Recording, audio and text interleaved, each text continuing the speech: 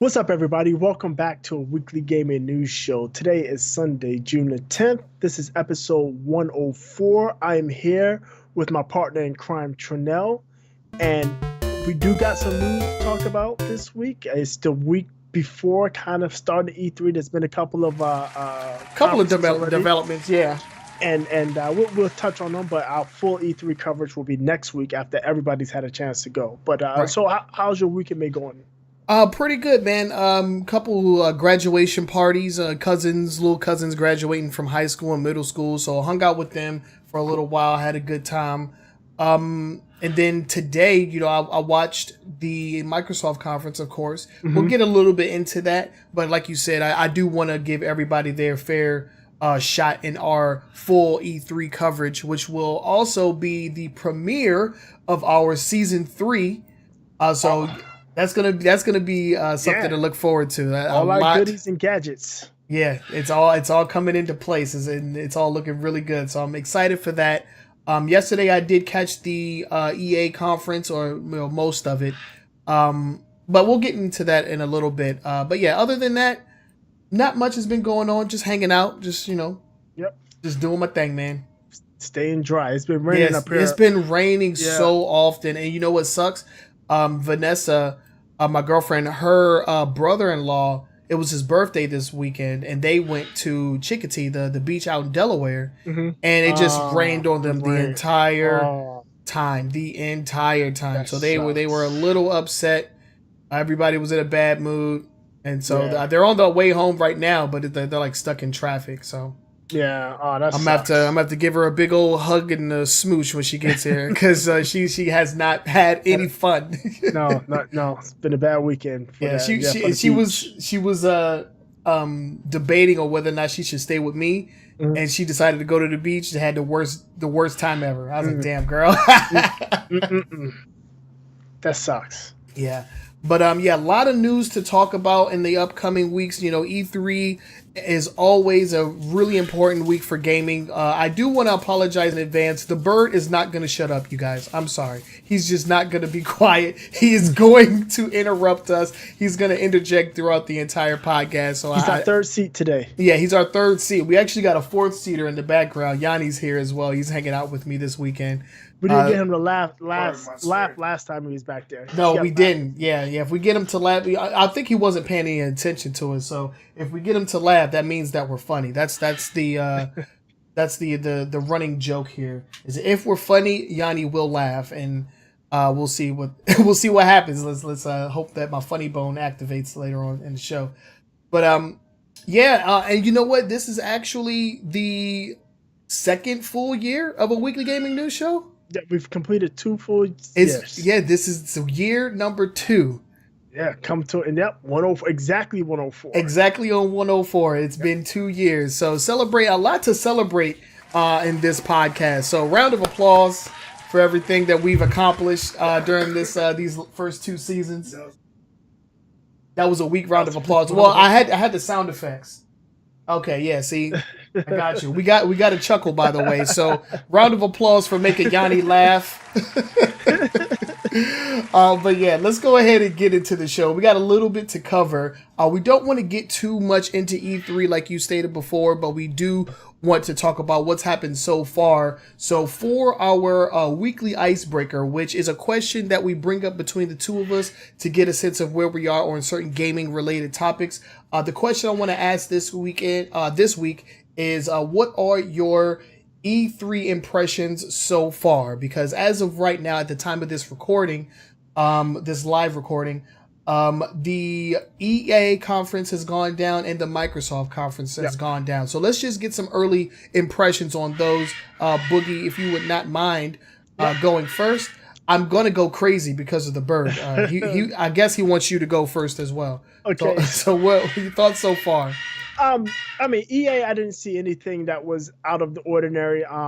There was some excitement over the weekend because Skate 3 servers went back online, so people were expecting a new Skate to be announced. They didn't announce that.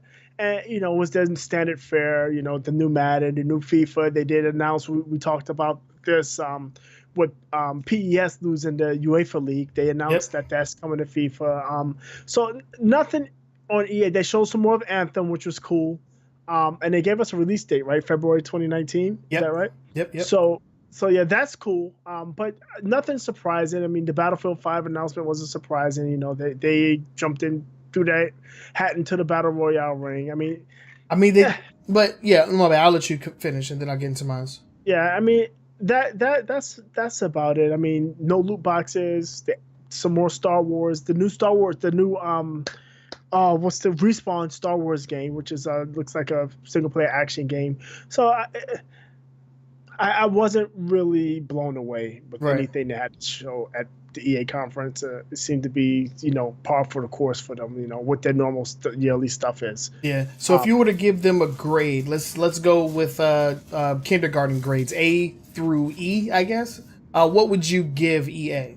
I give them a C. Okay.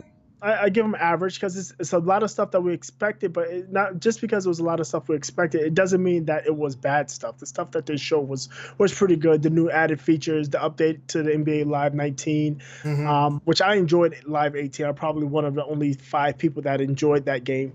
Everybody else plays 2K, but I enjoyed Live. And the Madden, and it's just I like that they showed off more of Anthem. I got a better feel of what Anthem is going to be, and I like that the fact that they are really stepping away from loot boxes and more to the cosmetic microtransactions, which we have to have them. I don't have a problem with the cosmetic ones. Well, they're reverting back to that because that was how things were, and then Right. they tried to overreach. I'm gonna go ahead and disagree with you on like how averages was. I want to go ahead and say that they spent a lot of time talking about stuff that nobody really cares about. They brought back Command and Conquer, but in the worst possible way. Number one, it's going to be a mobile game. It's going to be free to play, which means what? It's going to have microtransactions out the wazoo. And I'm not even a fan of Command and Conquer, but it's like one of those legacy IPs, that's been around for a really long time. We haven't seen it on consoles in a very long time. So to revive it and to spend 20 minutes out of their hour and 10-minute presentation talking about Command and Conquer on mobile, I thought that was a huge waste of time that could have been allocated somewhere else. To games like Battlefield and games like Anthem, because they did talk about the Battle Royale, but they didn't show anything. They just talked about it. In Anthem, they did show off, a little bit more of that game. But honestly, I could have, I could have gotten more out of that. And you brought up the Star Wars game from Respawn. That was announced and not shown off at all. They didn't show any concept art, which was a lot of what they shown off for Battlefield was just concept art. And still images and stuff like that. We got nothing when it came to the Respawn game. It was like a freaking makeshift interview session from the crowd. So it's like he was a member of the audience. They didn't even bring Respawn up on the grand stage. Just like, come on now. These guys made Titanfall and Titanfall 2, 2 highly acclaimed games, and you don't want them on your stage? Well, for a Star Wars game? I don't know. The problem is it's really early in production, because remember they were working on a Star Wars game that they canceled and basically closed the studio that was working on it. So this is brand new. I'm pretty sure they barely have storyboards set up. If that's the case, then why bring it up? Announce it? Why Because they didn't have anything else. And that's my point. They get a D from me. EA, they talked about a lot, and they never really came out. Well, they did have somebody come out and pretty much take the bullet for how shitty Battlefront 2 was. They said like how they're reverting back to a more linear thing, progression system. They did announce new content from the Solo movie, which is pretty cool. But like I'm not a player of Battlefront, so that didn't really appeal to me. But what did really stand out to me was the CEO and how he basically came out and just talked to me about how subscriptions were like the future. It's like, oh, we want you to, because they have the new EA Access Premium. They talked about that as well. And I forget how much it is per month. I can't remember. I think it's like $20 a month or something. But they're going to be giving you like their entire catalog, including new releases, I think. Yep. Yep. So something like that. And But that's a PC service. Is yeah, essentially their version of the Game Pass. pretty much, pretty much. I don't know, man. Like EA coming out there and talking about subscriptions and money, like that's what got you guys in this in the problem that you're in the first place, is just being mad greedy. And as the CEO, I wanted him to come out and say, "Oh, you know, we've made mistakes." I didn't hear anything that sounded like a sincere apology to their fan base, to their freaking to gamers in general. It seemed like he was just talking to investors, and I mean, I guess that's what E3 is for. But a lot of people watch E3, like, you know, from the consumer side of things, you know. Yeah, exactly. So I just didn't appreciate how much time was allocated to talking about subscription services and talking about mobile games that should be console games, and that in the form of Command and Conquer. The Command and Conquer thing, it makes tons of sense because it makes business sense. That's the thing. Not even that. People don't play those games anymore. It's very rare that anybody are playing those action strategy games on PC anymore. Those are. I mean, they would if people would make them. Command and Conquer is a legacy IP, man. It would have been nice if they would have done a thing where, like Microsoft actually announced, where the follow me type gaming, where I can start on my mobile device and finish playing or continue playing on any other device I have, console or PC. But yeah, I didn't care about Command and Conquer, so I just kind of. I agree with you. I didn't care about it, but like they could have just made a new IP, like a new shouldn't have called it Command and Conquer, because that's traditionally a console game. We haven't seen it in years, and now it's finally coming back, but only on mobile. The same way, the same thing that Konami's doing with Castlevania. Yeah. No, I just feel like the fans of that franchise deserve better, in my opinion. I can agree with that. Yeah. So they get a D from me. Now let's move over to the Microsoft side, which just recently wrapped up. So about an hour ago, over an hour ago. Yeah, just over an hour ago. So what were your initial impressions of what they showed off? I was pretty impressed. They had a lot to show. They had a lot of world premieres. Not necessarily exclusive, but world premiere games. I love what I saw with Kingdom Hearts. I love what I saw with Forza Horizon. I liked what they showed of Tomb Raider. Yep. Black Desert has me interested. Devil May Cry 5 looked great. That game Tunic was interesting. Jump Force. I mean, I'm not in that anime fanboy. You're not an anime fanboy? Yeah, not a big fan. But that was one of the hypest moments for me. I was like, oh shit! The Dying Light 2, I like that demo. I wish he would have had time or went into more detail of the dynamic world he was trying to explain to us. Yeah. And then Battletoads was interesting. Yeah. And my biggest thing is Gears 5. I mean, I love Gears 4 as far as the story goes. After the story, I didn't play much of the multiplayer, but the story, I enjoyed it. I thought I got feels playing through that story. And for them to continue it where they left off, I'm excited for that. Yeah. Yeah, they showed off a lot that I was actually interested in, and this was my main thing when it came to Microsoft, is that, you know, they needed to come with the games, and they did, you know, and just like you said, not a lot of the games were exclusives. Not a lot of the games were even first party games, right. But the ones that they did show off definitely. I think it was necessary. They showed off, the jump game, the anime game. They showed off Devil May Cry 5. They premiered that on their stage, which I thought was pretty awesome.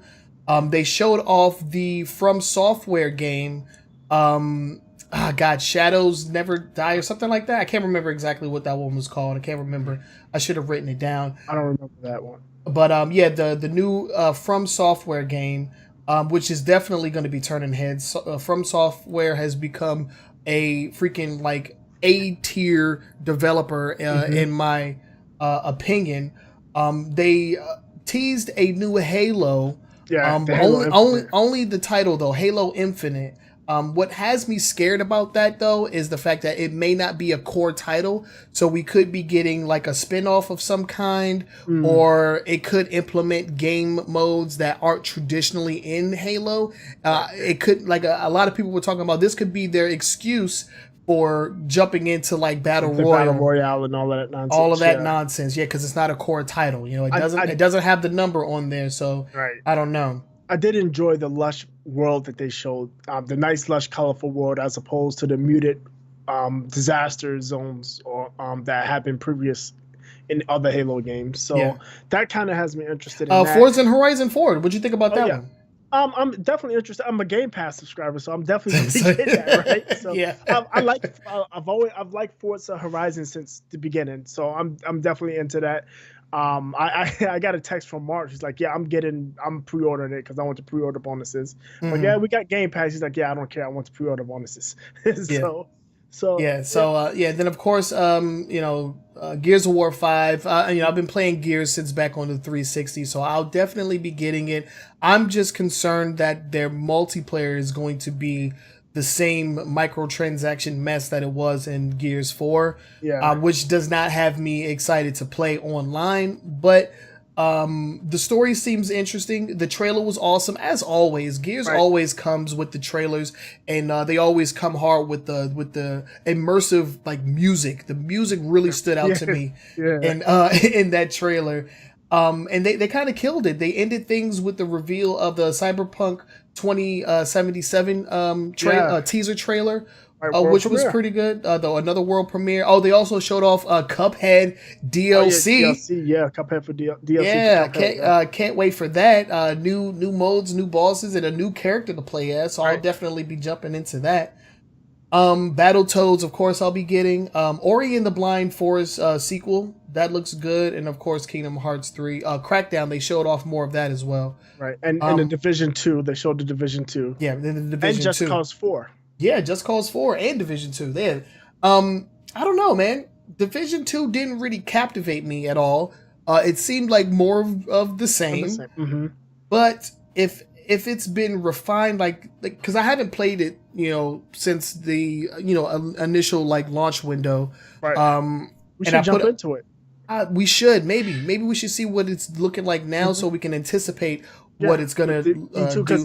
Because it's changed drastically from what I've heard. I've heard a lot of good things. Like the clan I'm in with in Destiny 2, there's some players that have been playing that have been playing since beginning, and I told them, we talked about it. I was like, yeah, I stopped playing because it was crap, and it's like, yeah, it's a whole different game. You should get back into it. So fire it up, see what they're talking about. Yeah, we might have to do that.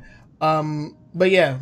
Out of everything that they showed, they focused on the games, and that's what I wanted from them. So I would have to, if I was gonna give them a grade, I would actually give them a solid B. I would give them a B, because really they had nowhere to go but up. Right. I really didn't see how they could fail any harder than they've been doing in the last couple of years. With the cancellation of games, with the no real announcements of any games. Through their press releases leading up to E3, they were talking about a lot of like smaller things like mechanics and things you can do with Xbox Live and different ways to play games, but no real information on games to play. And they really came with it during their conference. So really, really happy with what I saw. A solid showing from Microsoft. One other thing that they did show off was the fact that they acquired a few studios. Oh yeah, quite a few, 4 of them, right? But my thing is, unless they've already been working on those games, we're not going to see any of the fruits of that acquisition for some years. Or if there were projects that Microsoft studios had been working on that hadn't been announced, and they got more hands on it, it might show up faster. So maybe there were games in the pipeline, and they added this because the 4 developers they bought, they added some talent, some serious talent. These guys made good games. I mean, Playground Games, who's done all of the Forza games, right? Was it Undead, who does State of Decay, like you said. I forgot the other 2. I know one of them did is a Devil May Cry, Disney Infinite 3.0. Was that the Heavenly Sword developer, right? Yeah, Heavenly Sword. And then the other Ninja Theory. There we go. Yeah, Ninja Theory. And then the other one did. I forgot now. Can't remember. I can't remember, but all four of them are talented. Oh, We Happy Few, the studio that's Yeah, working yeah. on We Happy Few. So all four of them are talented.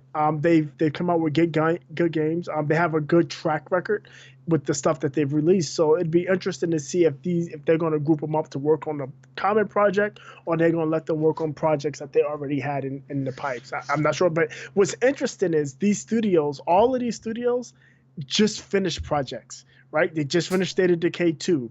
We Happy Few is ready for a wide release to come out of the beta.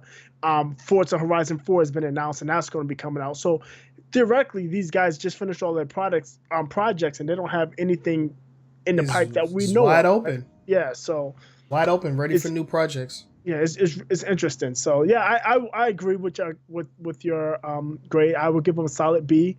I would have given them an A if they showed me some new IPs. Exactly. It'd have been nice. But they did come with a lot of games, several console exclusives, but a lot of games, and a lot of games enhanced for Xbox One X. And in fact, they added 3 games for the Game Pass: Fallout 4, Elder Scrolls. Elder Scrolls. I said Skyrim. Yeah, the Elder Scrolls, the MMO, and Division. No, was it Division? Yeah, Division. Yeah. And not only did they add them to Game Pass, all 3 of them are Xbox One X enhanced as well. So they're playable in 4K. So that's cool. Yeah, pretty cool if you have all of that.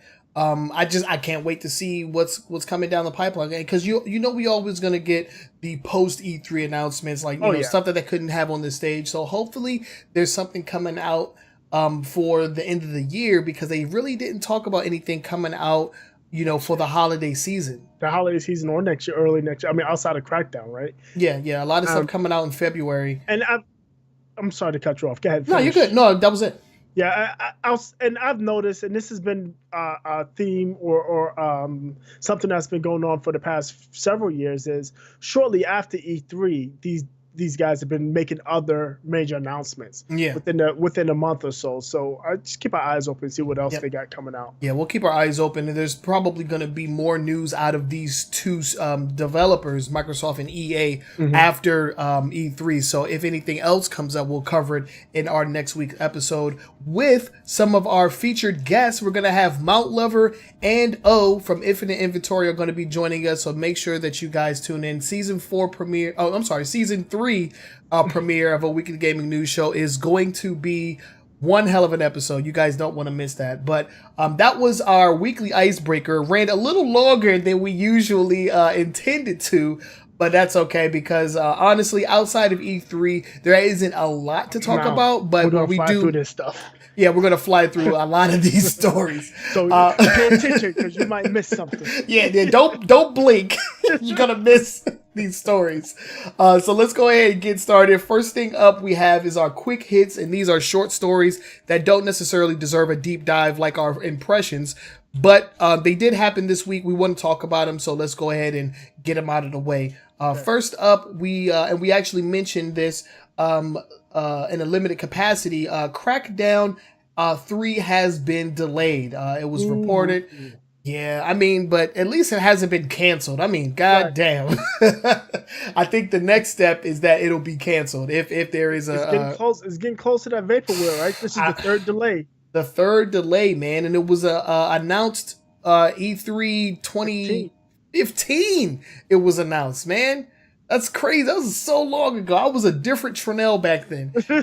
But it's being delayed until 2019, and during the Microsoft conference, they actually did give us a release date. Do you remember what date it was? I think it's February. Yeah, I want to say February, but I'll have to double check that to be completely sure. Hold on, I'm bringing it up. But yeah, go ahead.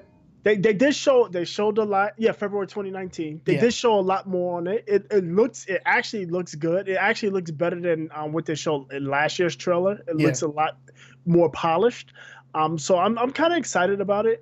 Terry Crews is still hilarious. Yeah, Terry Crews he's a funny dude.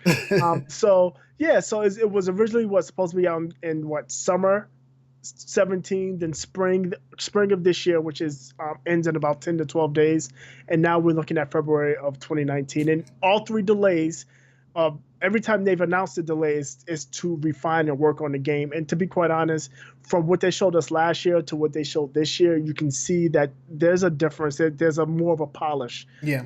So yeah, we'll see. I was never a huge Crackdown fan. It was fun for me to jump in and literally, yeah, with the hops and everything. Yeah, jump in, blow a bunch of shit up for a little while, and then move on to something else. But I'll be interested. I'll try this out for sure. Yeah, I mean, I've always played the Crackdown games, but I wouldn't necessarily say that I'm a huge fan of the franchise. It's one of those games where, yeah, you can literally just jump in. You're super powerful. You can jump 30 feet in the air and throw cars. So that's fun to me. So I've always enjoyed my time there. They showed off a few cool features during the Microsoft conference, like driving vertically up walls with the car, transforming your car from like more of a speed base to more of like a combat based vehicle with the tank. The Terry Crews antics, everything seems cool there. So, I mean, anything to make the game the best game that it can possibly be, I'm down for it. And I don't really think anybody is really clamoring for Crackdown. No. It's never really been one of those like a top tier franchises, in my opinion. Not a system seller. No, not a system seller at all. It's always been one of those Microsoft games where you have your Gears, you have your Halo, you have your Forza, and then like once you're done playing the more serious titles, you relax with a little bit of Crackdown, jump around, throw some cars at people. That's always been the kind of game that it's been for me. So having it being delayed, it does sting a little bit because we haven't had any exclusive titles for Xbox in a few years, so that does sting. But if it's to improve the game, I'm all for it. I can wait on Crackdown 3.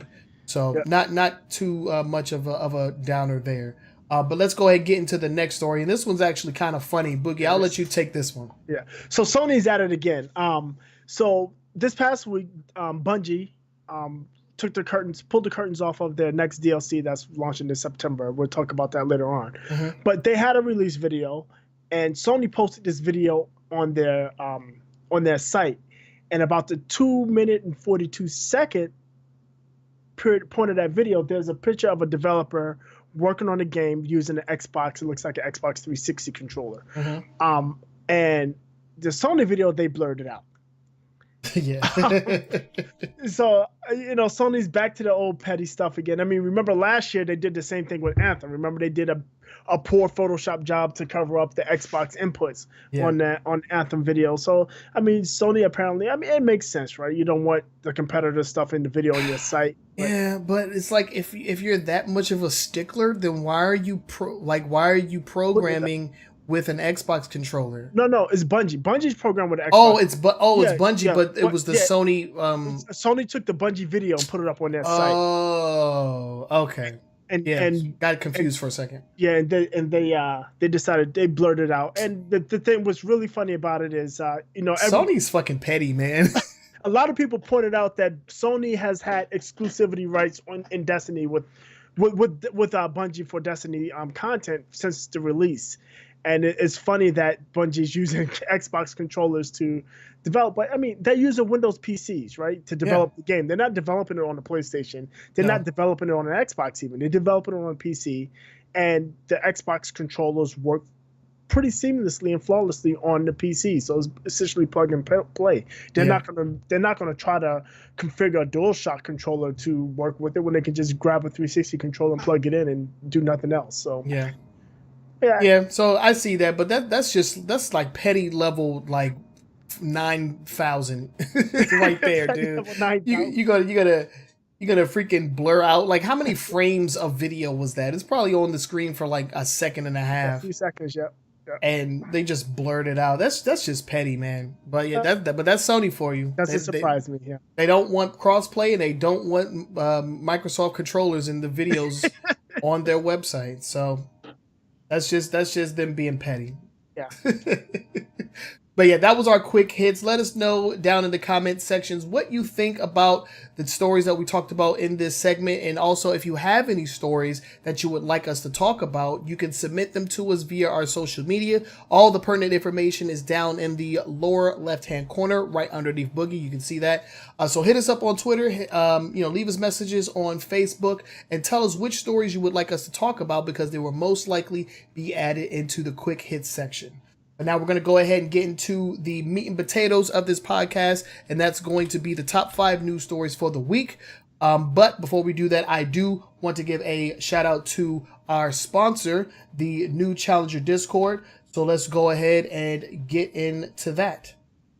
So, if you want to get good at your favorite fighting game with your favorite fighting game character, all you have to do is go to newchallenger.gg. Join the Discord, because it is a huge family of gamers that want nothing more than to help you build that solid foundation with your favorite character. They are supporting many of the FGC's top fighting games like Dragon Ball FighterZ, Street Fighter V, and Justice 2, with many games coming down the line. We got actually some fighting games that we're going to be talking about that were announced later on in the show, and I'm pretty sure the New Challenger Discord is going to pick that up. Also, Soul Calibur, the new Soul Calibur is coming out, so they're going to be picking that up. So if you want to get the leg up on the competition, make sure that you go to newchallenger.gg.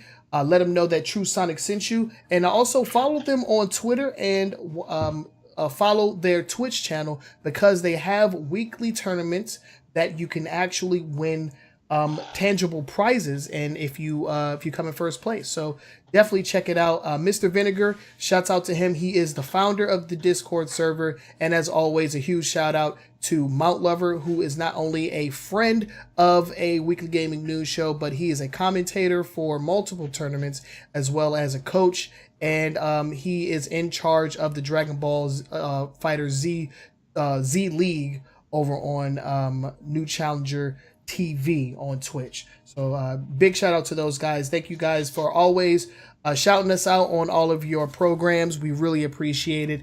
You've helped us grow as a result. So big shout out to those guys. So now let's go ahead and get into the top 5. And we have some doozies outside of all of the madness that is E3. Really not a lot of room for gaming news outside of E3 during this time, but we managed to capture a few, and this one is actually pretty interesting. Boogie, why don't you go ahead and take this one, lead us into the first story we have here. Okay, so this one is for our PC compatriots out there. Valve, and if you don't know who Valve is, just turn this off and go watch your soap operas you've been watching. Oh God. But Valve has decided that they're going to take the hands-off approach on Steam. And what I mean by that is that it was a lengthy blog post. And essentially what they're saying is they're going to let any and everything on Steam, as far as games go.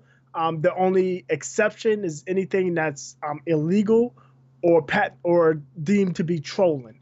Yeah. Other than that, they're pretty much going to let people post any game they want to post on Steam, and they're going to let the community decide what is good and what is not.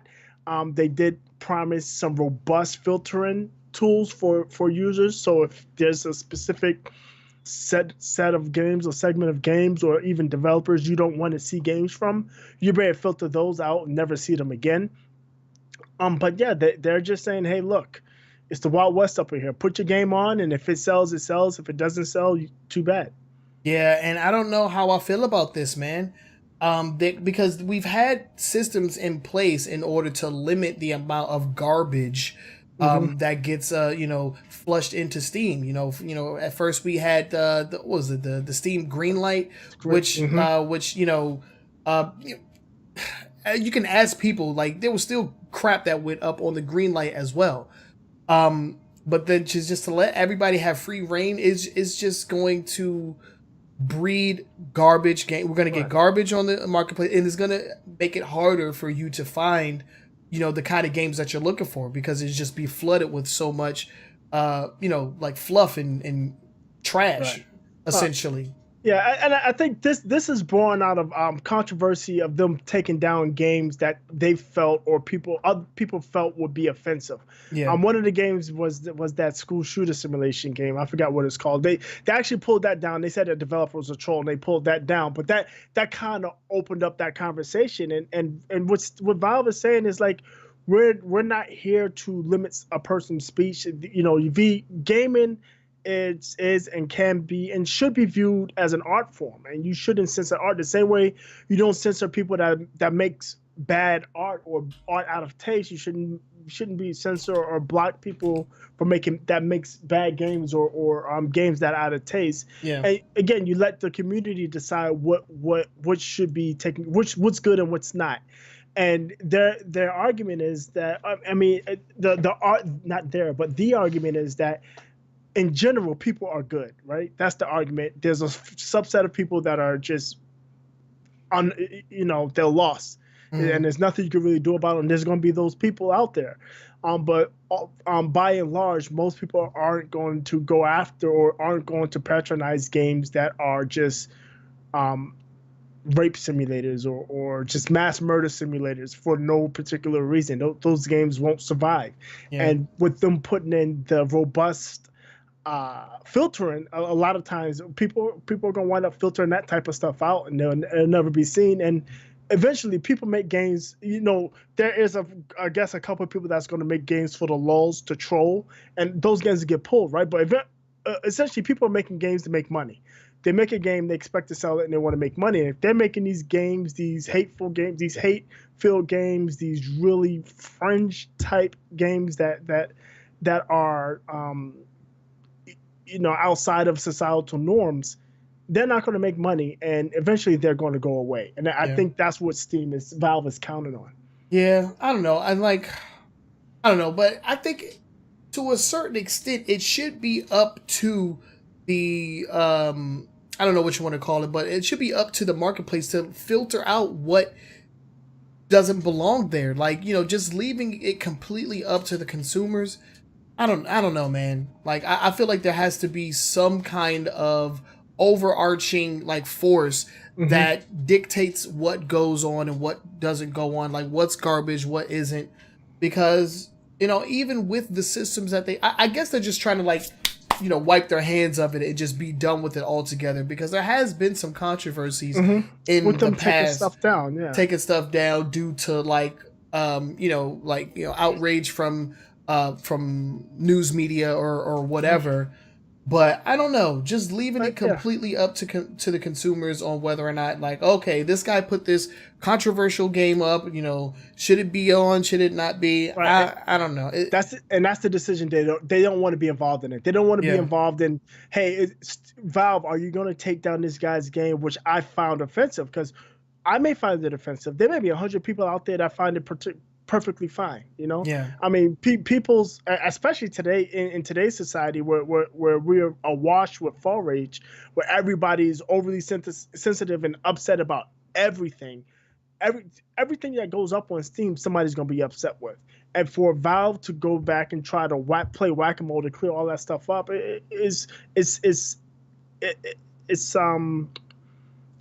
just too much for them to really be able to do. So again, it's gonna boil down to this: the community is gonna see games, and if it's a bad game, the community is not going to bother with it, and the developer is not going to make money. And at the end of the day, the developer is there to make money, and if they're pumping out games, like I said, that are going way against the societal norms to the point where people are like offended by it or just don't want to be associated with it, embarrassed to have it on their PC, they're going to stop making them because they're not going to be making any money. They're just, at that point, they're just wasting their time.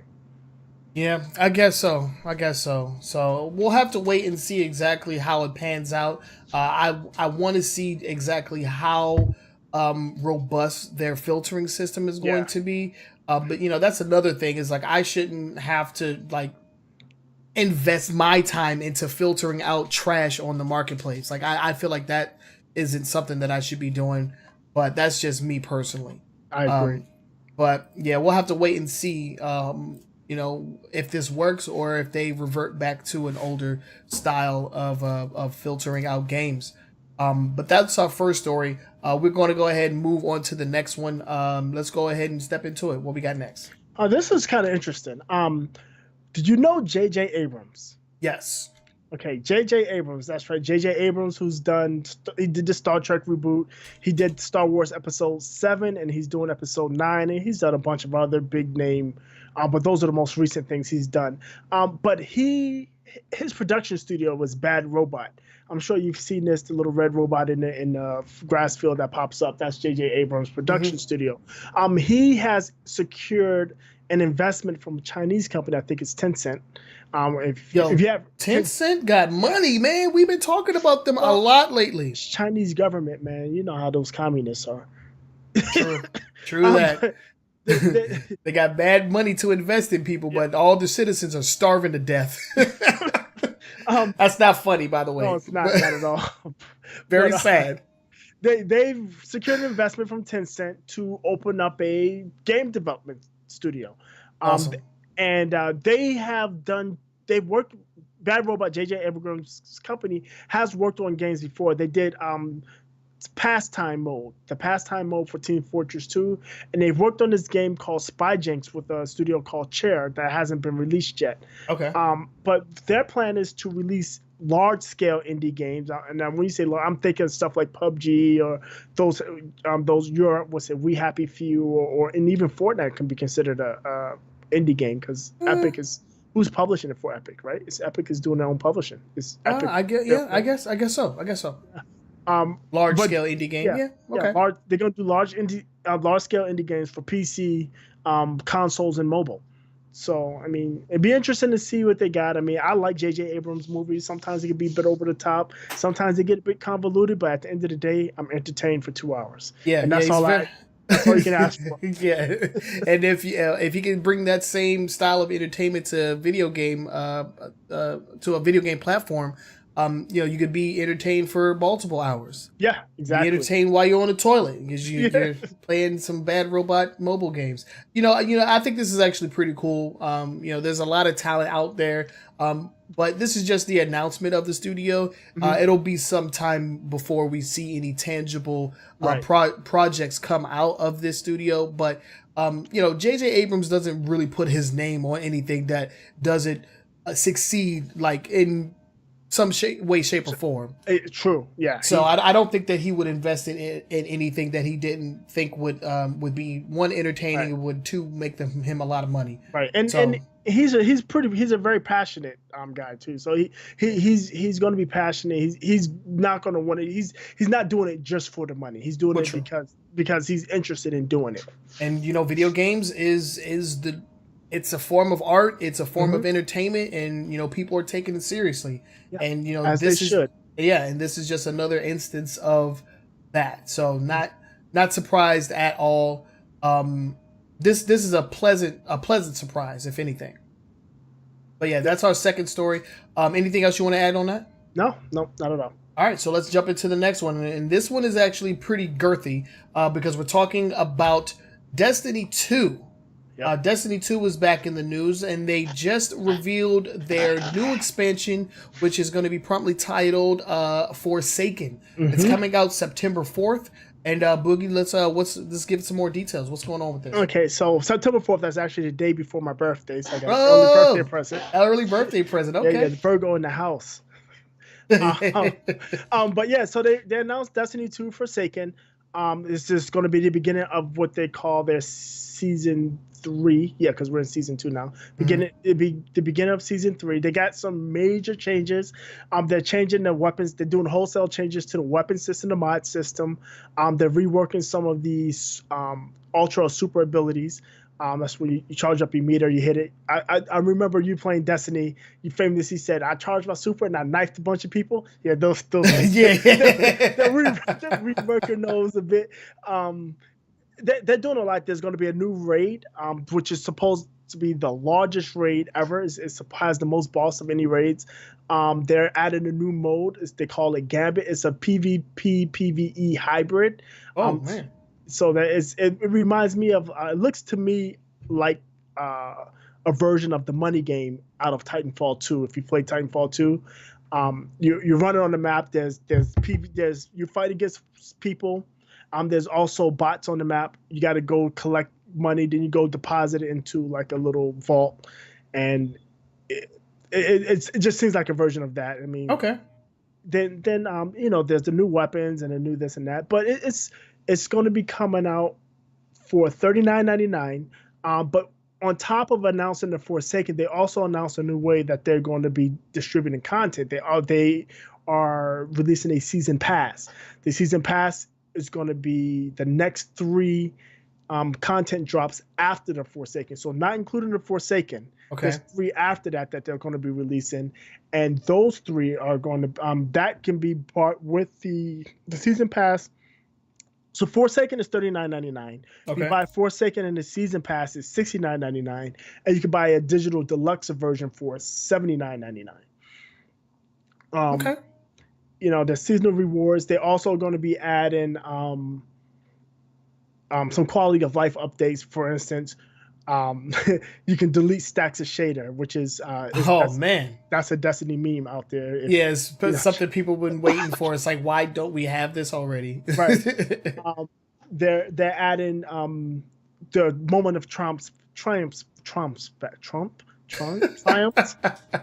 adding that back, and basically what that's doing is it tracks your milestones in the game. When you beat a raid, when you beat the prestige version of raid, when you get a certain number of kills, they're adding that back. Last time they did that, when you filled out the book, you were able to buy a T-shirt. They're adding, what else are they adding? There's something else they were adding. New trumps, new lore, new rewards. Oh, they're adding lore back into the game. They took all the lore out. And in Destiny 1, the original Destiny, there was these things called Grimoire cards that had lore attached to it. You can you collect the Grimoire card, you can read the lore, get some of the backstory. They added that a new destination, the Dreaming City, which is the home world of the Awoken, which is a species of characters in Destiny. I mean, they're doing a lot. Yeah, it's a lot. Yeah, and then the next 3 drops is the Black Armory, which is in the winter, Joker's Wild in the spring, and Penumbra, which is in the summer, and that's going to be included in the annual pass. Okay. So a lot of content coming down the pipeline as far as Destiny 2 is concerned. But that's not all. We actually have a second story with Bungie, because they just secured a $100 million investment from another Chinese company. It's not Tencent. It's this one is NetEase. Yeah, NetEase, and they invested $100 million into Bungie. And the reason for this, they made a blog post on Bungie.net. The reason for this is so that they can go forward and publish their own games. They want to self-publish their own games. Now, initially, a lot of people took that news as, oh, well, they're trying to like back out of like Destiny, and there was actually some rumors flying around that Bungie would be selling Destiny to Activision, and that Vicarious Visions, who is the Activision studio that has been primarily working on the DLC portion of Destiny 2, they would be taking over full time, leaving Bungie to work on new projects that would in turn be self-published. Now, so far these have been debunked. They've been debunked by Bungie. They said that they have no intentions on backing out of Destiny 2. So I don't know. We'll have to wait and see. Yeah, we'll wait and see what happens there. But what they specifically say that they can use the investment to add 1 or 2 new teams to work alongside the Destiny 2 teams on whatever else they want to work on. So it'll be interesting to see what's happening. Yeah. It seems like there's a power struggle between Bungie and Activision, and that's part of the reason why the game is in the state it's in, why it went backwards, why they went ham with the microtransactions and some of the other peculiar decisions that were made that the community didn't understand. This kind of lends to that rumor that Bungie and Activision have been butting heads, and Bungie taking $100 million from a third party to move on with other IPs, um, It's it telling. leaves. Yeah, Yeah, exactly. because my thing is, if they're going to continue with the continued expansions of Destiny 2 and then eventually come out with a Destiny 3, I feel like they're really going to be stretching themselves pretty thin if they also want to work on self-published brand new IPs. I really don't see Hmm. how that's going to work. But we'll have to wait and see. They said they have no intentions on backing out on Destiny, Doesn't. Well, so we'll have to well, wait and see. they are locked in a 10-year contract. I'm sure they can't just walk away from it. And that was why they were going to sell the IP to Mhm. Activision, according to the rumor. According to rumors, right? Because I think according to the deal that they made, I believe Bungie retains the rights to Destiny after their 10-year contract is Right. over. But That's my impression. I also read that there's a clause in there that if Destiny becomes, and I forgot the term they used, but was it non-solvent or something? Activision can take it over. So if Destiny starts failing and not making hitting sales numbers and such, if it fails to the point where it's not hitting its projected sales numbers, Activision can take it away and hand it to another studio or whatever they Vicarious want to do. Visions. Yo, Vicarious Vision they are talented over there. Yeah, They got some talent over there. Jesus and Christ. Just how they, many the things they dabble in. yeah, Pretty the latest DLC they did is fabulous. that's dope. But Yeah. yeah. So yeah, that's all the news coming out of Bungie with Destiny. I'd like to know what you guys think about this story. Do you think that Bungie has the manpower, or I mean, they're going to probably use the investment to hire more people, but currently, I don't think they have the manpower to both maintain Destiny and do new IP. So they're either going to have to bring on a lot of new people, or Mhm. something's going to have to give. But yeah, that dynamic between them and Activision has definitely been an outlier. They're just like tugging in two different directions. It seems Yep. like. Yep. But yeah, I blame Activision. you It's blame always Activision Activision. Oh, for it? Yes. absolutely. Yeah. I mean, yeah. But you know what was really interesting during the Microsoft conference? Activision is actually publishing that From Software game, Mm-hmm. Mm-hmm. which is pretty interesting. Usually they go with Bandai Yep. Bandai. Yep. or Sony in the case of Bloodborne. It might be a one-off though. We'll see. Yeah. Most likely, it seems like one of those. It seems like one of those. Mhm.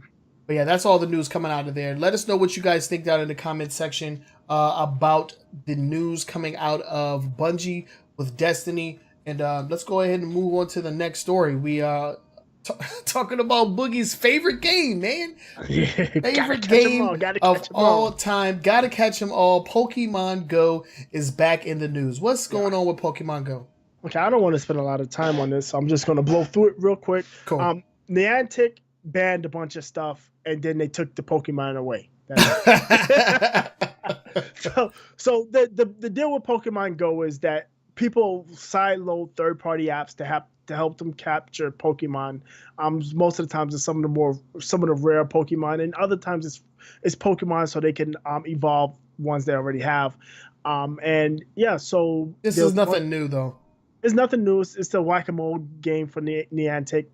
This is their latest run through. They banned a bunch of third-party apps, and after they banned all those third-party apps, if you caught a Pokemon using those third-party apps, those bad boys were deleted from your account, not usable anymore. So there were a lot of people. If you go, there's a Twitter thread. It was actually I want to say Pokemon Go Japan or Niantic Japan's Twitter feed that made the announcement, and below the feed there's a bunch of retweets. I mean, not retweets, but on the thread there's a bunch of tweets showing people and their phones and a bunch of Pokemon x'd out because they're cheaters. Yeah. You got what you deserve. Yeah, can't no sympathy for me when it comes to cheating, especially in a game as insignificant, in my opinion, as Pokemon Go. You cheating in Pokemon Go, something's wrong with you, my boy. Yeah. But if there's a way to cheat, people are going to do it. Like, People are going to do it. Yeah. So yeah, good riddance. Say goodbye to that shiny Zapdos. I don't know. I don't even know if shiny Zapdos is a thing. But yeah, let's go ahead and move on. All right, so now we're going to get into a part of the show These are announcements that actually came forth before E3 started. So there was a few games that were announced. Some of them which were shown on the stages of the different companies that went up today. So let's just jump into a few of them. Yeah, yeah. So these all showed up pre E3. Looks like some of them were supposed to be shown at E3, and for whatever reason they were leaked, and the companies decided to acknowledge and run with it. The first one was IO Interactive. We talked about them a lot Yes. because Square Enix dumped them and then let them keep Hitman, and they announced Hitman 2. Yeah, that was a gesture of great faith right there. Like Yeah. they definitely didn't have to do that. No, they certainly didn't. And you know, they announced Hitman 2. It looks really good. They are putting the kibosh on the season thing that they had going on. Yep. So it's just a full release of the game. You buy the game, you go through the story. They didn't mention if there would be any additional DLC or add-on packs. I'm assuming there would be. Of course. Especially considering this is their only game. What else are they going to work on? Right. So it actually looks interesting. It looks fun. I may buy it not because I'm a Hitman fan, but just because I would like to support IO Interactive. Man, because they've been through the ringer, man. Yes, definitely. And it's not. It seems like they're coming out on top. Yeah, it's not as if the last Hitman wasn't a bad game. From everything I've read, it was well received, and it doesn't look like this will be any different. Yeah, if anything, they're going to be fixing things about the previous release that fans didn't like the episodic content. A lot of which, if you missed like that week, it was just like gone. Into the next rotation. Into the next rotation. Back in, yeah. Yeah, exactly. So it looks like they're going to be cutting a lot of that out. I can't wait for them to release this game. Yeah. It's not, and you know what? It's never really been my forte. I tried playing not this most recent Hitman, but the one before that. I think it was like Blood Money or something like that. I can't remember. But yeah, I was never really a fan of Hitman. But just hearing IO Interactive story, I'm a fan of that studio. Right. So exactly. So I don't know if I would ever pick it up, but I may watch somebody stream it or something like that. It'll be interesting to see exactly where the story goes. Yeah, definitely. And the release, they did give a specific release date, set to release November 13th of this year. Yep. So coming this year. So IO Interactive has been working hard. They've been on the grind. That's right. That's what's up. Next up, we got Paladins back in the news because why the fuck not? Paladins is going to be coming to the Nintendo Switch for no damn reason. I mean, you know what? This is actually pretty interesting because Overwatch isn't even on the Switch, is it? No, Overwatch is not on the Switch. And not only is it not on the Switch, they said they probably won't be coming to the Switch. But the thing that's big about this is they mentioned cross-play multiplayer. Oh, so, yeah. That's pretty interesting. Yeah, I didn't see it. Let me go back and see if it's on story to updated it. But I didn't see who you can cross-play with. But it doesn't say. Yeah, but they did mention cross-play multiplayer for Paladins on the Switch. So at the very least, you're gonna be able to play with PC players. Maybe you're able to play with Xbox or PlayStation players. Probably just Xbox players because PlayStation won't play with anybody but PC or mobile. But yeah, so on Tuesday, download Paladins. It's a free-to-play game, and ride your funky horses. And if you have a Switch, you can't play Overwatch. So this is the next best. This is the next best thing. Yeah. Yep, I agree. Yeah, time for the PC players to smack everyone. That is exactly correct, Morihjin. That sounds exactly. Right. Yeah. And then last but not, we got a couple here. Okay, so this was actually a pretty surprising announcement. Koei Tecmo actually came out of freaking nowhere and announced a new Dead or Alive. Dead or Alive 6 will be coming out very soon. And they showed off a trailer that, in my opinion, was very different from their previous trailers. There was a lot less boob jiggle going on. Definitely. It was definitely more focused on the fight and the play style and mechanics, which I will say looks fun. It looks pretty good. Yeah. out of all of the 3D fighters, Dead or Alive has always been like the really super fast pace, like action oriented, like high impact, high explosions, everything with that. So I've always enjoyed the spectacle that is Dead or Alive. Mechanically, it hasn't been my favorite game though, but it looks like they're taking a step back and trying to redefine exactly what Dead or Alive is, because I like to think it was a pretty huge contender or competitor in the FGC back in like Dead or Alive 2 and 3, but kind of fell off, especially in the more recent Dead or Alive 5, which was known for having just like every costume imaginable. I think it's like over like hundreds of pieces of DLC for that game. I think it holds a Guinness World Record for the amount of DLC packs or whatever.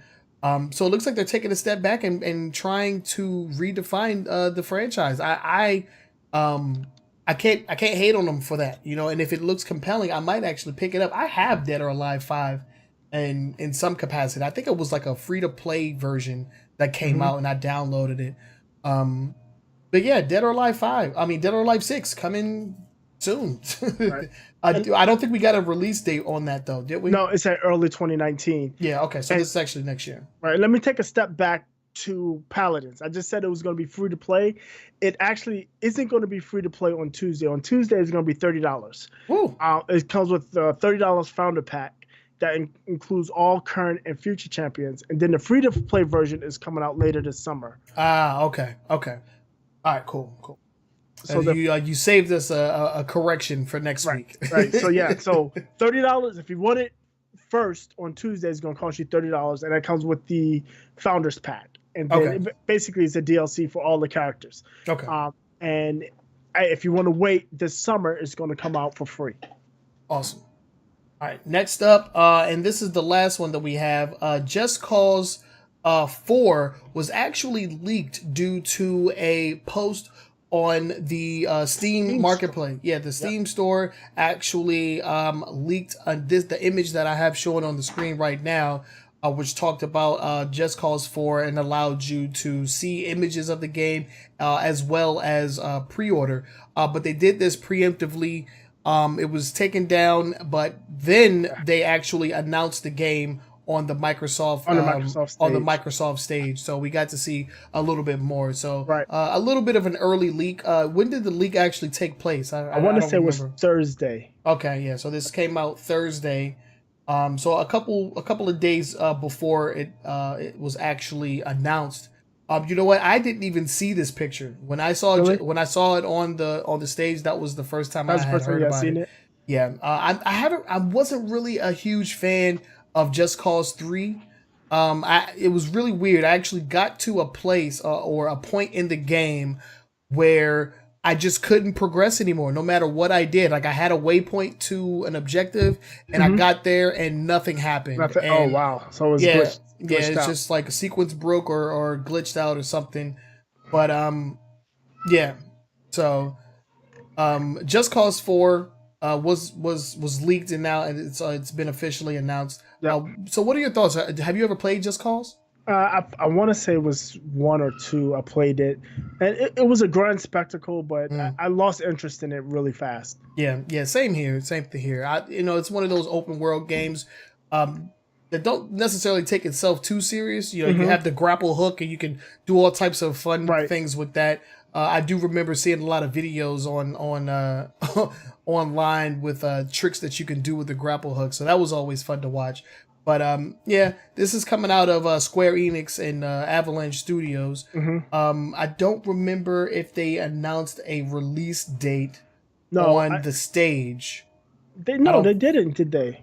I don't think they did. I don't think they gave us a release date. No. But yeah, so they so it was leaked, but then we actually got the official announcement. And that's Just Cause 4.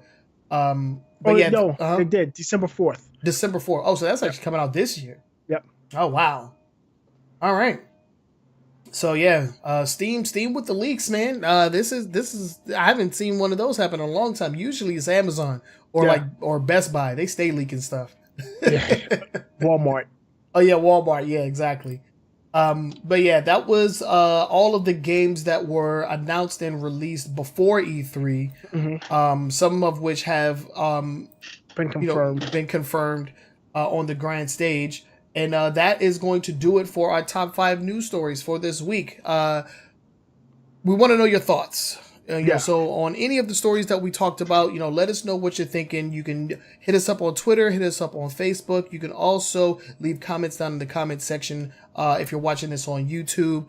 And if you're live in the chat, if you ever join us live, you can ask us questions on these stories in our chat. We do like to answer questions from our chat live. So if we ever get any questions, we'll address them here on the show. But if you have anything that you would like to ask us, you can always use the hashtag AskAWGNS.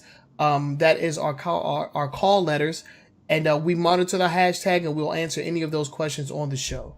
But yeah, that's going to do it for that. We don't have any loot box stories to address. We could talk about how EA just like explicitly came out and said there's going to be no loot boxes. No loot boxes for Battlefield 5, no loot boxes for Anthem, no loot boxes at all. Like they didn't say was there was going to be no Ultimate Team. There's still Ultimate Team.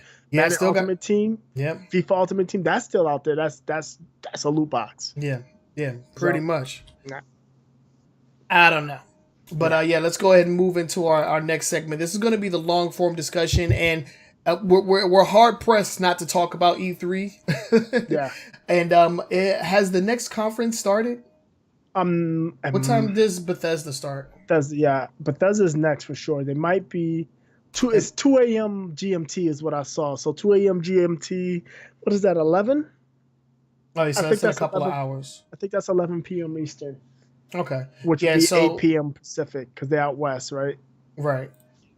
Yeah, so at the time of this recording, like we said before, we've only seen 2 conferences, EA and it's Microsoft. So what I want to do for the long form discussion is just get your predictions or your wants for the remainder of E3. We have a few studios that have yet to go up on the stage at the time of this recording.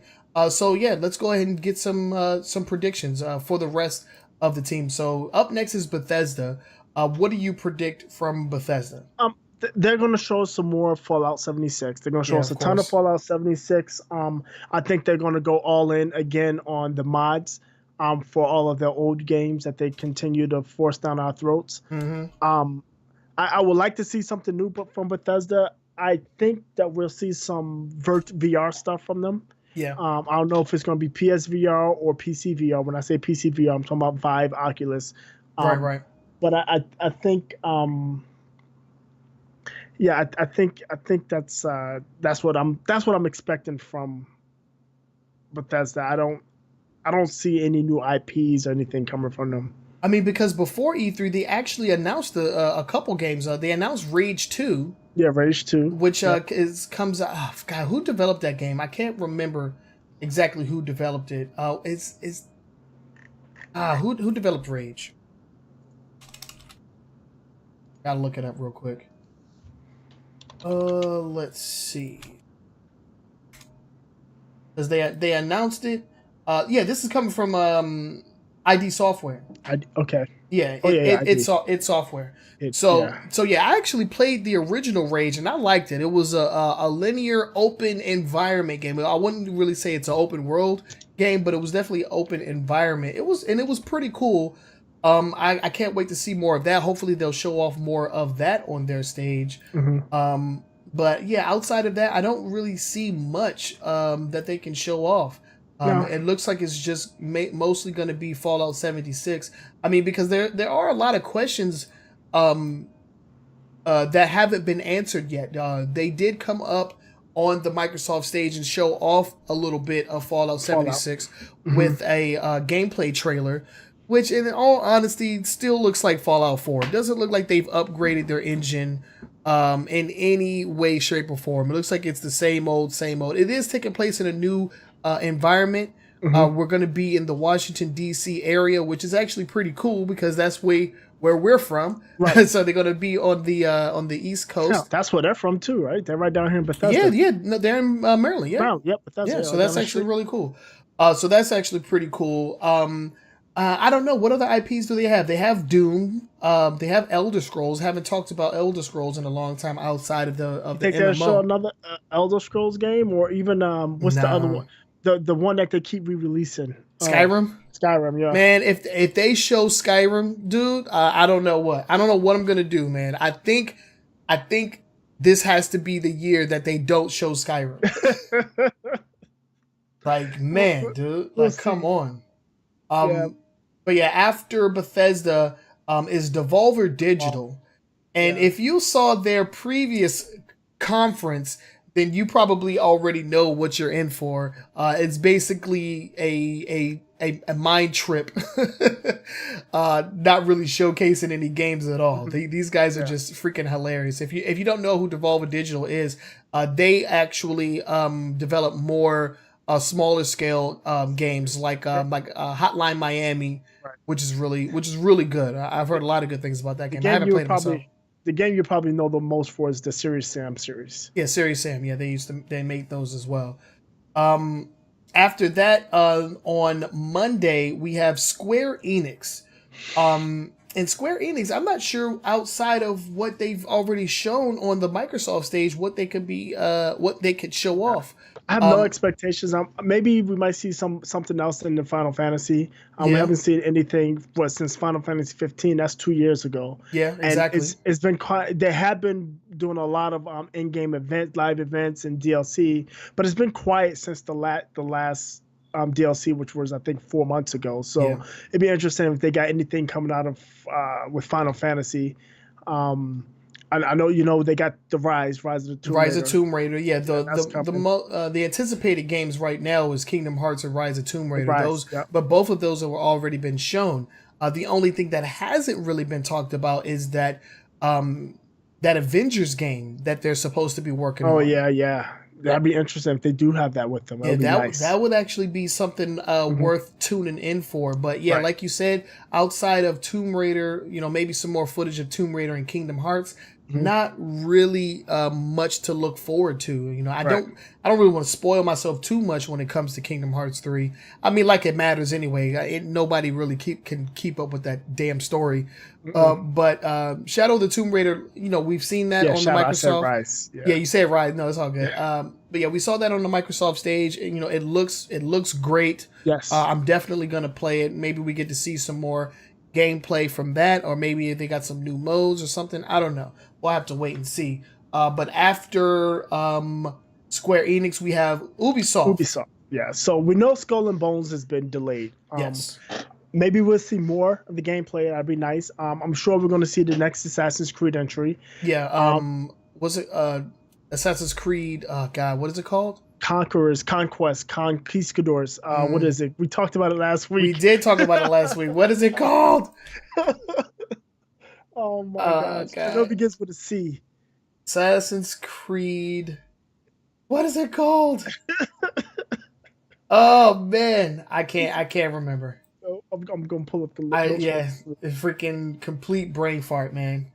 Odyssey, Yeah. there we Odyssey, go. that's it. Odyssey. Odyssey, yeah, taking place in ancient Greece. Ancient. What did I say? Conquistadors. Conquistadors. Yeah, so they did say in the little teaser, the little teaser that they showed off that we'll see you at E3. So we're definitely gonna see that. I was a big fan of the more recent release, Origins. So if it's anything like that, that's going to be a game that I pick up. We also saw the premiere of The Division 2 on the Microsoft stage. So hopefully they'll show off some more of that. What else could we possibly see? I think they have a surprise. I think we might see a follow up to For Honor because I think they're all in on For Honor. Okay. This is an off year for Rainbow Six Siege and or Ghost Recon. I don't think they'll show a new Rainbow Six because of how popular Siege is right now. Siege is still going pretty strong. Yeah, and the fact that they can just add they can just continue to add operators, and that seems to placate the community. They love it. Right. So I don't think we'll see Rainbow Six. I think we'll see more Division 2. We'll definitely see the Assassin's Creed. I think they might surprise us with the For Honor 2. A quick look at that. Maybe it's just a small announcement and not much more than that. But I think they're all in with that. Hopefully, we see some Beyond Good and Evil 2 footage. Oh, that would be nice. Yeah, that would be nice because we got the announcement and the CG trailer with that. It would actually be nice to have them sit down and actually talk about what's going to be going on in that game. Mm-hmm. How is the game going to play? Where's the story at? That would actually be pretty interesting. But yeah, I'm not sure if we're ever going to. Man, that's one of those games where. Oh, you know what else? What's up? We might see a Splinter Cell. Oh yeah, I would like to see a Splinter Cell. That would be nice. We haven't seen a Splinter Cell in a long time. Yeah, it's been a few years. And they just did a Sam Fisher in Wildlands. Wildlands, yeah. Yeah. So that would actually be pretty cool. I'm a big fan of Splinter Cell. I've played like the last like 2 or 3 in the series, and I've always had a lot of fun with them. That would actually be pretty good. After Ubisoft, we have the PC gaming show, and I'm not expecting anything to come out of this. A lot of indies, a lot of VR is what I expect to see. Yeah, a lot of stuff for Vive, a lot of stuff for the Rift, and a lot of big indie titles. But I don't expect any major PC release. Yeah, exactly. Same thing here.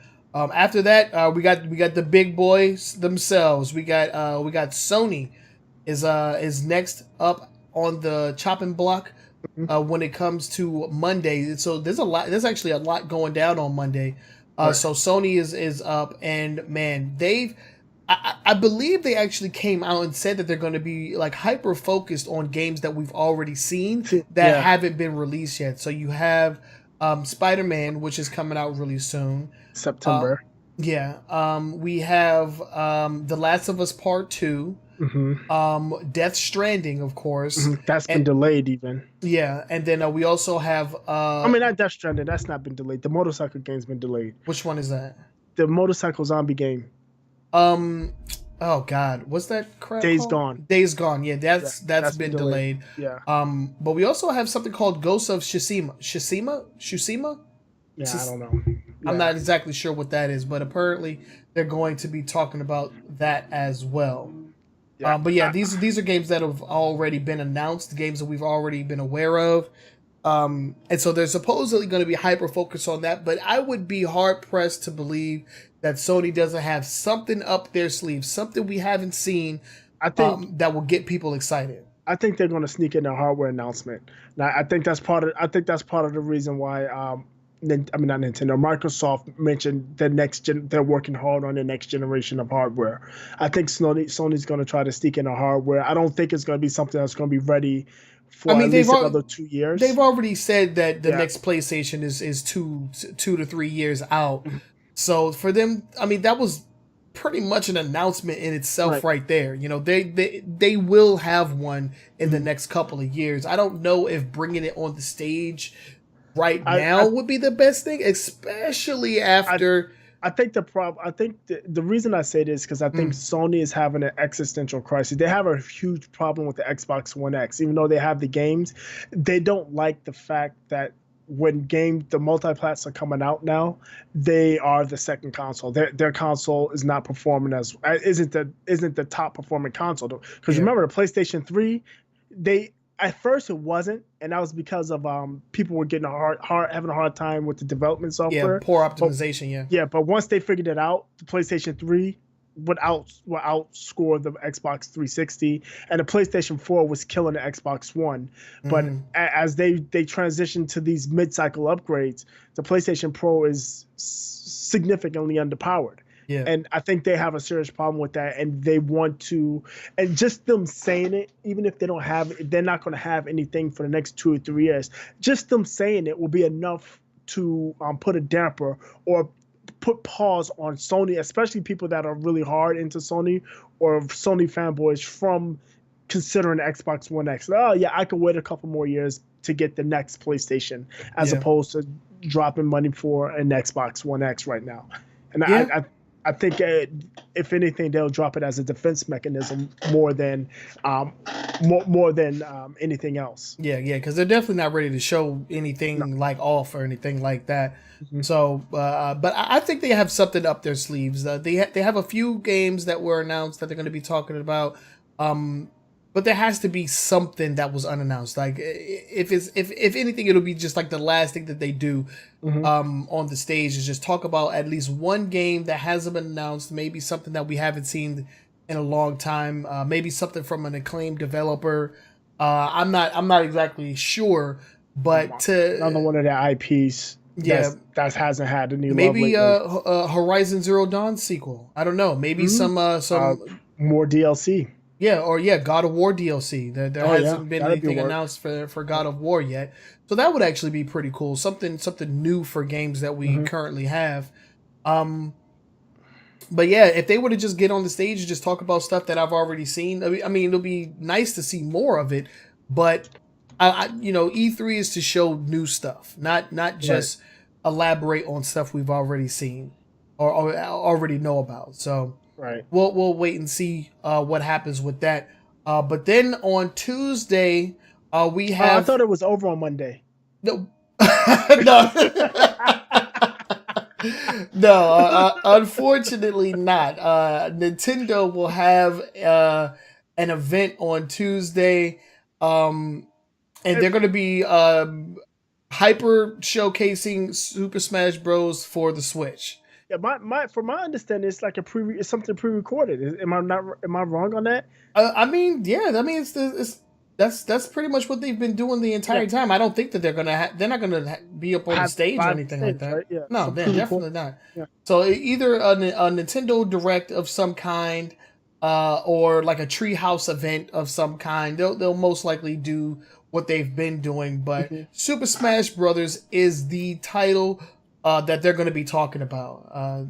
Anything else that they could probably mention? Maybe Metroid Prime 4. We haven't seen any. Yeah, we haven't seen or heard anything about that since it was teased. You know what they should do? They should get on stage and announce a trade-in program. Trade in your Nintendo Switch. Trade in your Nintendo Switch 32 gigabyte for a Nintendo Switch 256 for $50. That's what they should announce. They should announce the Smash. They should announce the Smash Your Nintendo Switch Day, where we can all go somewhere and smash a Nintendo Switch with a hammer. I don't care what Nintendo has to say.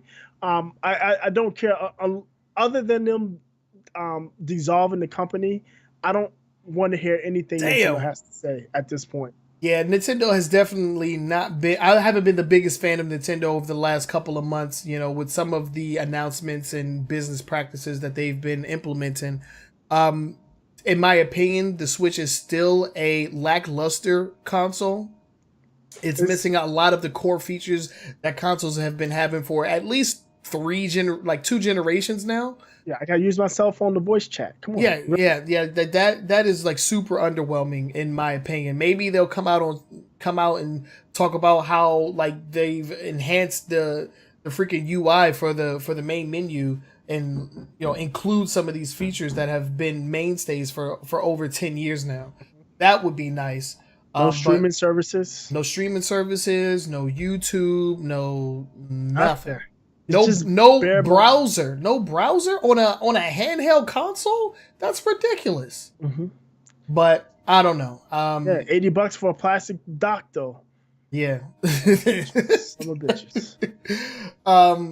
But yeah, maybe a sequel to Mario Odyssey. Maybe another Mario game. No, they won't do that until they have the Switch 2. They know how they do. Yeah, they do one Mario title per console. Yeah, per generation. Yeah, one Zelda console. Maybe they're going to re-release Super Mario Bros. 2. Was it the new Super Mario Brothers 2, the Wii U version? Oh yeah, new Super Mario Bros. Switch. Yeah, so my expectation is there's going to be a handful of Wii U games that didn't sell because the Wii U didn't sell. That's going to be released on the Switch, and they're going to be sold for full price. Oh God.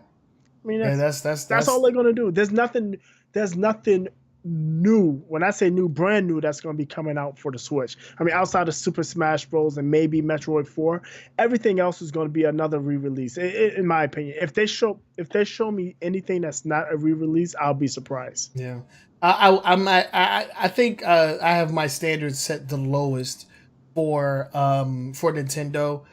So they have nothing to gain but like a shocking surprise. Like if it's not that, they probably won't get any reaction out of me. No. But yeah, seeing Smash Brothers will probably be pretty cool. I mean, we'll get to see some of the characters that are going to be in it. Maybe we'll get some new characters. Mm-hmm. But yeah, I'm not really like clamoring for Nintendo content right now. I haven't touched my Switch in a long time. I actually picked up my Nintendo Wii U for the first time in like months and played some Smash Brothers 4. So that was fun. But yeah, Nintendo, they just been pissing me off. Excuse Bless me. you. My last Switch experience is I installed the Pokemon Squareface game for my daughter. What, the Pokemon Quest or whatever? Yeah, she played it for about an hour. She's like, it's okay, but I got bored. Oh, she's so cute. Chip off the old block. Yep, chip off the old block, man. Yeah, well, they did announce a core Pokemon title for the Switch as well. Outside, maybe they'll show that. Maybe they'll show that outside of the Pokemon Let's Go. Yeah, outside of the Let's Go Pokemon game. So maybe they'll show that. I don't know. But that's pretty much it for E3 on Tuesday. Nintendo has whatever they're gonna do, and that's E3 in a nutshell. And so, of course, we'll be talking about the rest of the show once we go live next week on Sunday with our season 3 premiere, which is I cannot wait for that. It's gonna be so much fun. But expect to be here for a while. That's gonna be a doozy of an episode. Right. And we're gonna have Mount Lover and we're gonna have Infinite Inventory here. That's gonna be fun. And just real quick, the format of our E3 show is we do some quick hits for any news that's not related outside, to E3, and then we basically, our top 5 stories are going to recap each of the, and it'll be more than 5. We just recap each of the big announcements from everybody who went on stage. Yeah, we're just going to talk about it for a while. Yeah, and we'll go in chronological order. So we'll start with EA and we'll finish with Nintendo. Yep, that's how it's going to go down. But yeah, we hope to see you guys there. But let's go ahead and wrap everything up here. Let's go ahead and do our final thoughts. This is where we retrace our steps and give our final 2 cents on any of the stories that we talked about today. So if you're just joining us, welcome. We're about to end the show, but this is where you can get our basically our impressions on what we talked about earlier. So Boogie, I'll let you go first. Let's go ahead and get our final thoughts. Okay, Crackdown 3 being delayed is just one step closer to vaporware, although it was a lot of there was a strong presence of it on stage, so I would definitely expect it to be out sometime next year. Yeah. Sony getting caught doing bad editing. It makes sense that you don't want Xbox in there, but do a better job. I mean, just cut the clip. It wasn't even important. Cut the clip out, crop it or something. Like they could have like cropped it. Right. I don't know. They're weird. Valve's new policy, that's probably the story that was the biggest that we talked about, the most. I understand what they're doing, and it makes sense that they don't want to be judge, jury, executioner. It's just I think there could be some blowback on that. They just need to be careful. Yeah. J.J. Abrams, I'll be interested to see what he got. He's a big budget guy. I like the Star Trek series. I like what he did with The Force Awakens. I'm definitely going to see Episode 9 when that comes out, not because J.J. Abrams, but I'm just going to go see it. But because Star Wars. Star Wars, yeah. The Destiny 2 expansion is looking pretty good. I'm actually excited again. They really turned it around with the latest DLC, what they did, and they're continuing to move in what I feel is the proper direction, the right direction. Mm-hmm. Securing $100 million investment. We said this, both of us, and I agree with you. You said it. It points to the difficulty they may be having with Activision. Yeah. Niantic dropping the ban hammer. That's it is what it is. Stop cheating. The the leaks before E3. Hitman 2, I think I'm going to get it, like I said, just because I have a soft spot for IO based on what they went through with Square Enix. Paladins on the Switch, I don't care. Dead or Alive 2 looks interesting. Oh And my god. Just Cause 4, it looks exciting, but I don't know if it's something I would play. Right. As far as I'm concerned, I pretty much agree with you on most of these points. Crackdown 3 being delayed, anything to make that game the best that it can possibly be, I'm all down for it. Sony getting hit by the bad editing. I mean, they could have just like cropped it so that wasn't being shown during the clip or something. Like, don't do that, man. That's just them being petty. Yeah. In our top 5, we talked about J.J. Abrams. No, we talked about Valve in the hands-off approach on Steam. I don't know. I am in the mindset that this is gonna blow back on them big time. Because like when you are the one that's providing the service, you have to manage and maintain it. You can't just leave it up to customers. It's like, oh well, there's a rape simulator on here. You decide on whether or not it should be there or not. Like, I don't think that should be up to consumers to filter out like what kind of stuff. Like, you provide the service, maintain it, manage it, make sure that it's not crappy. That's just my opinion though. But J.J. Abrams launching his Bad Robot game division. I want to see what kind of games come out of this. I've been a huge fan of the indie scene as of late. So if he's going to be making big budget indie games, I want to see where that goes. I would like to see some of the fruits of that labor. The next Destiny 2 expansion. You know me. I haven't touched Destiny 2. Haven't played it, but I am impressed with what they're doing because they laid out their 2018 roadmap, and it looks like they are consistently, just providing for their audience. So I can appreciate that. They definitely stuck to it, and they've actually been much better as far as communicating with the community what they're doing, and if something is missing, they let us know why it's missing. So it's interesting. Being straightforward, being transparent. That's what they need to do with their audience because they fucked up. Oh, bigly. Royally. Bigly. Bigly, yes, bigly. Haha, we got to laugh out of Yanni. Bungie's also them securing that investment from the Chinese company. That's a lot of bread right there. Hopefully they use it in order to. I mean, they're going to be using it in order to self-publish their own games. I want to see what those games are because before Destiny, I was a huge fan of Bungie. With the Halo series, so it would be nice to see them do something outside of Destiny. They've been Destiny only for long enough, in my opinion. I want to see those 2014 for the past 4 years. Yeah, I want to see those guys do something else because they're the time before that, I guess. Yeah. So they're really talented. A lot of like cool projects over there. I'd like to see them open up and expand their horizon. Niantic dropping the ban hammer on Pokemon Go. They need to pull the plug on Pokemon Go, in my opinion. That game is. They're making too much money. They're still making a ton of money. No, true that. I mean, we're missing the fact that at the beginning, like during the craze, it's like 40 or 50 million people playing it, but they still have 5, 6, 7 million people logging in daily playing it and buying stuff. So so they'll probably never give that up. Plus the integration with the Let's Go Pokemon games too. Yep. So we'll I can dream though, right? Yeah. And the game releases before E3. Hitman 2, super proud of IO Interactive. But again, not a huge fan of the Hitman series, but I do want to see where the story goes. Paladins coming out on Switch. I mean, why the hell not? I mean, it does have. I want to see what the crossplay is. That's yeah. Who they can actually crossplay with. That's actually that'll actually be interesting to see. Once the free version comes out in the summer. If we don't already know, I'll check it out. Also, Dead or Alive 6 being announced. Toning down the boob jiggle and focusing on the combat. That's I'm interested in that. And Just Cause 4 being leaked and then promptly announced on the Microsoft stage. Not a huge fan of the Just Cause series. I don't know. I jumped into Just Cause 3 blind, and I didn't enjoy it, so I don't think that I will be jumping back into this franchise. But it is good that they're actually still making money.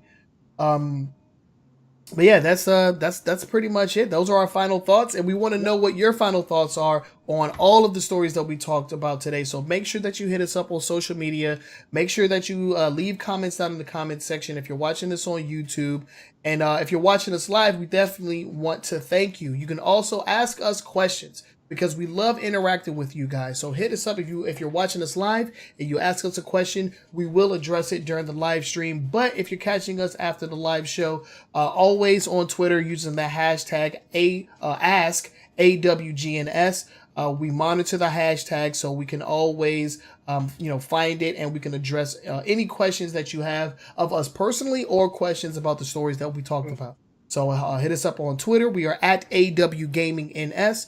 We're on Facebook.com/AWGNS, or you can just search A Weekly Gaming News Show. And this is actually the season finale for the season two. Our season 2 finale. Season 3 will be dropping next week. We're going to have some special guests on. Mount Lover and Infinite Inventory are going to be on. It is going to be a spectacle, because we're going to talk about everything else E3. So if you enjoyed us talking about E3 this week, you're definitely going to enjoy our next episode. So make sure that you tune in either during the live show or on YouTube the following Monday, or you can listen to us on your favorite podcasting app. Boogie, why don't you let them know exactly how they can do that? We are in the general podcasting directory. So whatever podcasting app, podcatcher you use, to search us, A Weekly Gaming News Show or AWGNS, you will find us. We are also in iTunes. We're also on Google Play. Again, same call letters, same name, A Weekly Gaming News Show, AWGNS. And finally, if you do have a smart speaker, if you have a Google Home, you have an Amazon Echo, you have a the Apple HomePod. I don't know who has that, but if you do, throw it in the trash. But anyway, if you have any of those devices, you can just use your wake up word and say, listen to A Weekly Gaming News Show. It will play the most recent episode for you. I also do the Weekly Gaming News 10 and 10. It's basically a headline show. It's about 5 to 10 minutes. And I just run through 10 top headlines, most of which you will hear on this show. So it's basically a preview of this show. Finally, one other thing, we did add an email address. Hey! So if you want to give us feedback, if you have a question you want to ask, you can email us. The email address is simply ask@awgns.com. That's right. That's ask@awgns.com. Yes, you can send us any feedback. You can ask us any questions that you would like. We take feedback, very seriously. Any suggestions that you guys have to make the show better, we want to make that possible for you. So hit us up. Let us know what you think. And I think we can go ahead and end on that note. So this has been A Weekly Gaming News Show, episode 104, season 2 finale. Season 3 coming next week. I hope you all will tune in, because we are your hosts with the most. My name is Trenell. I'm Todd. And we will catch you guys next week. For For season 3. Yeah. Peace.